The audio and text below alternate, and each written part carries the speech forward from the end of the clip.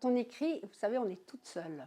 Moi, je suis seule pendant 2 ans. Je mets beaucoup de temps à écrire un livre et donc c'est toujours bien de rencontrer les lecteurs, les lectrices pour échanger. C'est comme si on partageait à ce moment-là, comme si je coupais le pain en tranches et je partageais avec tout le monde. Et je reçois plutôt des témoignages très, très émouvants et les gens viennent se confier.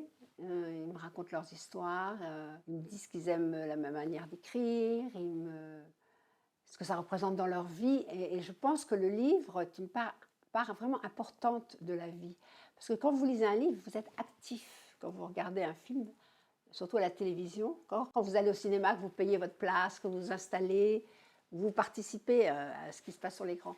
La télé, on peut se lever, aller au frigidaire, passer un coup de fil, prendre son téléphone portable. Quand vous lisez un livre, vous êtes à 100% avec la personne qui écrit, avec ses personnages, son histoire. Donc, il vient de me raconter tout ça, en fait. Le livre commence, c'est une femme qui abandonne ses 2 enfants devant la grille d'un château, dans la région bordelaise, dans une grande propriété viticole.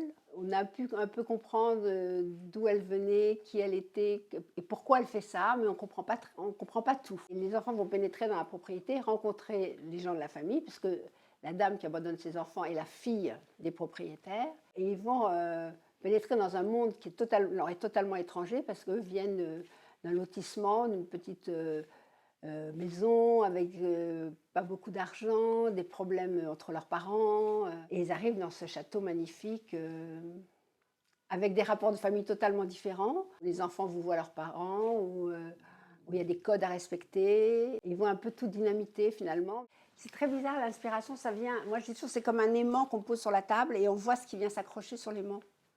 Et moi je ne sais pas, hein, je ne sais jamais comment ça va venir l'idée. Je raconte ce que je vois en fait. Je pique beaucoup à la vie, moi je trouve qu'il suffit d'observer la vie pour avoir des sujets de roman. Moi je pars toujours des personnages, c'est-à-dire que je construis d'abord mes personnages, mais ça prend beaucoup de temps de construire un personnage. Alors quand j'en construis 10, 12, 15, 20, là, c'est comme si j'avais 20 enfants, si vous voulez. C'est du boulot. Les gens existent parce qu'ils ont des détails qui accrochent ou qui vous répugnent, quoi. Par exemple, c'est rare qu'on dise j'aime pas ce mec parce qu'il est méchant. Méchant, ça ne dit rien du tout. Mais si vous dites j'aime pas cet homme parce qu'il a tapé sur son enfant devant moi, alors là, on sait. Voilà, on sait, ah bah oui, c'est comme ça qu'on caractérise le personnage, avec des détails. Nabokov, il appelait ça les divins détails, et c'est comme ça qu'on fait les personnages.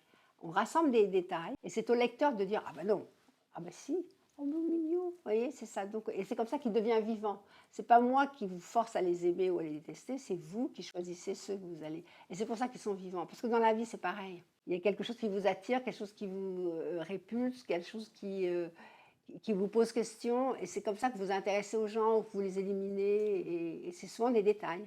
Ah mais j'aime tout, j'aime la femme qu'elle a été, parce qu'elle a quand même, elle a vécu une vie qui était peu commune, vous vous rendez compte, à l'époque en plus.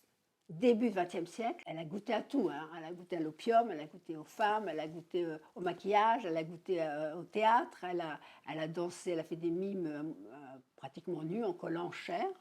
Elle n'a pas eu peur, Colette, elle n'avait pas peur. Elle se balançait dans les histoires. Et puis alors, je connais personne qui écrive comme elle. C'est mon écrivain numéro un. Alors il y a deux choses. J'ai lu une nouvelle de Stéphane Zweig qui s'appelle La peur, que je n'avais pas lu, alors je croyais que j'avais à peu près tout lu.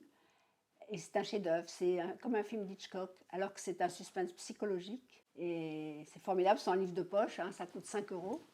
Et j'ai vu un film que j'ai adoré qui s'appelle Anatomie d'une chute, qui est donc la Palme d'Or de Cannes, et qui est un film formidable.